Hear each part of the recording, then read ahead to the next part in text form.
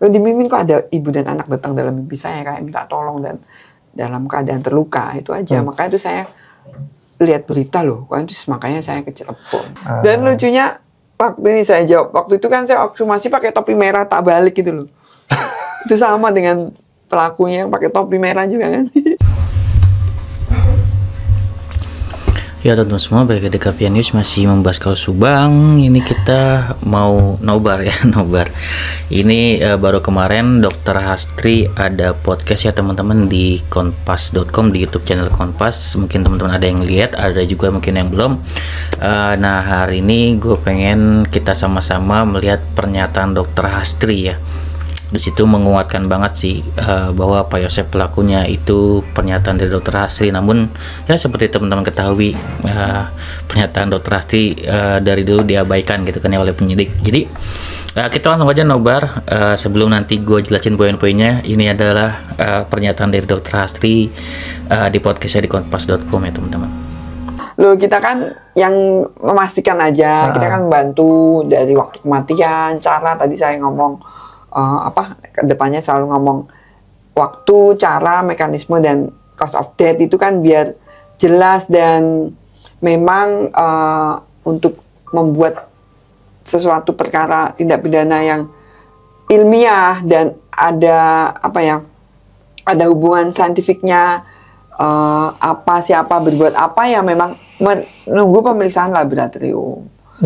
Dalam hal ini memang semua kan harus kita ambil juga sampel yang di TKP, sampel-sampel itu DNA dari korban, DNA siapa yang masuk ke situ, DNA orang asing seperti itu. Kalau memang ada, kita cocokkan, memang harus dicari dan petunjuk-petunjuk yang ada sehingga akhirnya mungkin karena terus ya masyarakat maksa atau meminta penyidik Polda Jabar yang waktu tariknya akhirnya bisa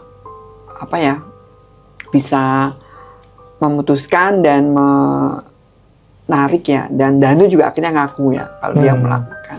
Nah sebelum kita ngomong Danu dulu, kecepatan ini soalnya yang pengen tahu tuh petunjuk tuh apa gitu loh kan. Kalau nggak salah saya baca dokter itu bilang ada DNA yang tidak teridentifikasi atau DNA yang istilahnya dua DNA yang aneh gitu loh. Ya, belum diketahui dan ternyata ditindaklanjutin ya untuk mencari ya DNA siapa itu.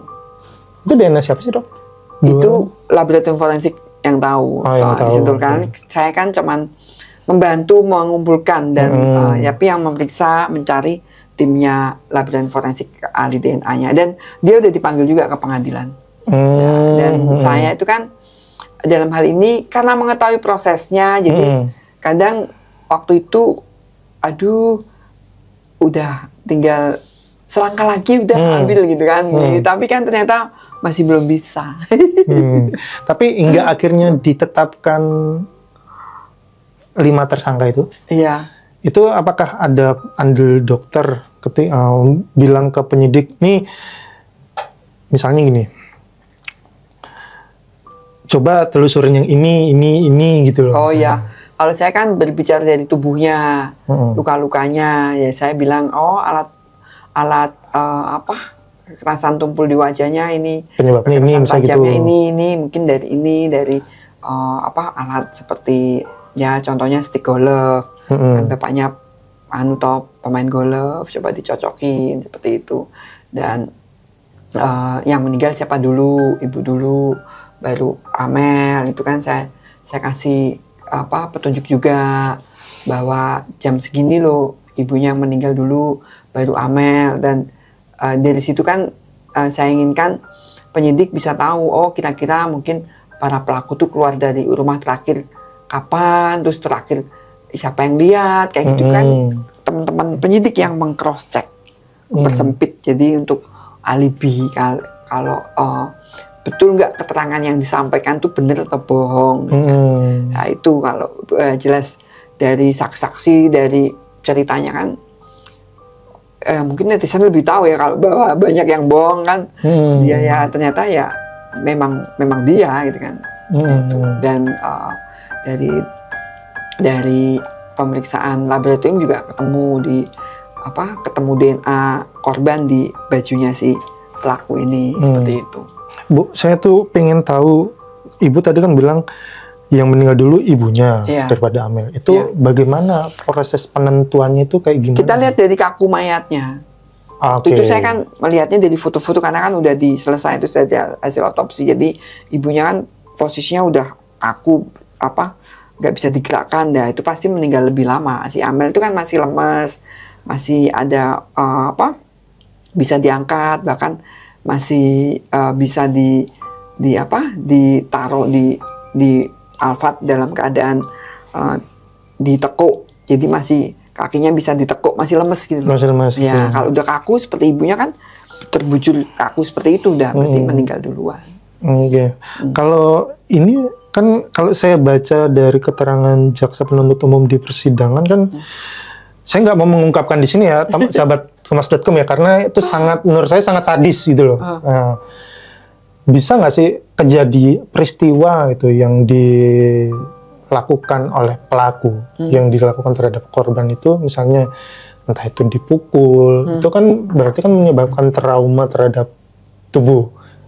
Itu tubuh korban. Korban itu membuat terlihat lebih kaku gitu. Oh enggak, itu trauma itu karena proses perdarahan banyak juga kadang mempengaruhi waktu kematian. Tapi kalau ini kan saya periksa kelihatan dari awal dan matching dengan dokter otopsi yang pertama. Itu selesai, jadi nggak ada perbedaan kalau itu. Kan kita kan memastikan untuk mempersempit alibi aja. Oke, Bu, soal petunjuk nih saya juga harus mengkonfirmasi nih karena saya nggak tahu nih ya, netizen itu kan banyak aja tuh ceritanya tuh tentang peristiwa ini. Bener nggak Ibu sempat didatengin? Oh waktu karena saya ke Cirebon tuh kayak dimimpiin, jadi saya nggak tahu kasus itu, dan saya sibuk ya banyak pekerjaan di Jateng. Lalu dimimpiin kok ada ibu dan anak datang dalam mimpi saya kayak minta tolong dan dalam keadaan terluka, itu aja. Makanya itu saya lihat berita loh, makanya saya ke Cirebon. Itu artinya Ibu dimimpiin itu sebelum Ibu melakukan ekshumasi ya? Iya. Bukan setelahnya ya? Belum. Oke, jadi dari itu petunjuk ya Bu ya? Iya, petunjuk. Dan lucunya waktu ini saya jawab, waktu itu kan saya ekshumasi pakai topi merah tak balik gitu loh. Itu sama dengan pelakunya yang pakai topi merah juga kan. Iya. Itu juga ramai netizen itu, Dokter Haji udah ngasih petunjuk itu, padahal saya ya. Itu sengaja tuh nggak Bu? Sengaja. Oke. Sengaja jadi. Memang dari awal sudah tahu jadinya. Gimana ya, sudah feeling aja sih. Feeling ya. Rasa tidak benar orang ini kan banyak bohongnya gitu loh. Nah, jadi di sini gue sedikit review lagi poin-poin yang diberikan oleh Dokter Hastri ya teman-teman. Yang pertama di sini Dokter Hastri diimpikan ya oleh Ibu Tuti dan Amel dalam keadaan terluka ya, Kemudian Bu Hastri mencari berita mengenai hal tersebut. Sepertinya sebelum Bu Hastri mengetahui tentang berita ini sudah diimpikan duluan nih oleh Ibu Tuti dan Amel dalam keadaan terluka gitu, seolah minta tolong sepertinya kayak gitu. Kemudian dicari-cari. Kemudian pergi dah tuh Bu Hastri gitu kan ya untuk melihat mungkin ya untuk kasus tersebut. Yang kedua, Bu Hastri mencari petunjuk dari jenazah korban ya teman-teman. Kan beliau itu kan forensik jenazah ya, yakni melihat kondisi dari jenazah Ibu Tuti yang sudah kaku ya kondisinya, dan juga itu mengartikan bahwasanya kondisinya sudah lama gitu dihabisinya atau dieksekusinya. Dan melihat juga dari jenazah Amel yang kematiannya atau dieksekusinya itu masih baru gitu, jadi masih lemes gitu ya, tubuhnya masih bisa ditekuk gitu, masih bisa ditekuk gitu. Nah, dari jam kematian Amel ini Bu Hastri memberikan petunjuk gitu ya, kira-kira jam berapa pelaku meninggalkan TKP gitu, dan diinformasikan ke penyidik gitu kan ya dari hasil tersebut gitu. Itu petunjuk yang sangat luar biasa ya dari Bu Hastri agar penyidik ini bisa bekerja benar-benar mencari pelakunya. Kira-kira di jam krusial tersebut saat pelaku meninggalkan TKP, apakah ada saksi yang melihat gitu.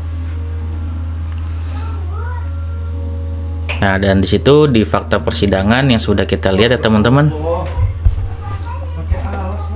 Dan dari fakta persidangan yang sudah kita lihat, ternyata memang banyak saksi yang melihat Pak Yosep ada di TKP. Sesuai dengan dugaan Bu Astri sebelumnya, memang Pak Yosep pelakunya. Bahkan Bu Astri mencoba memberikan petunjuk kepada penyidik dengan cara memakai topi merah. Dan itu secara sengaja Bu Astri lakukan. Nah, poin yang gue mau garis bawahi di sini yaitu Bu Astri sudah sangat membantu penyidik mencari pelakunya. Tapi kenyataannya, meski sudah banyak saksi yang melihat dan ada CCTV angger, normalnya kasus ini sangat sederhana dan pelakunya harusnya bisa ditangkap. Apalagi Danu dari awal sudah menyatakan Pak Yosep pelakunya. Ini masalahnya bukan dari alat bukti lagi, tapi masalahnya ada di penyidik yang sudah kita duga. Ada oknum yang mencoba menutupi dari awal kasus ini terjadi. Petunjuk dari Dr. Hastri diabaikan. 2 DNA di baju Yosep juga diabaikan. Petunjuk dari para saksi diabaikan. Bahkan CCTV-nya dihilangkan. Dan yang pasti petunjuk dari Danu pun diabaikan. Jadi dari sini sangat wajar kalau Danu ada ancaman dari oknum tersebut agar tidak mengaku. Jika tidak ada oknum di kasus ini, pastinya kasus ini sudah selesai dengan mudah.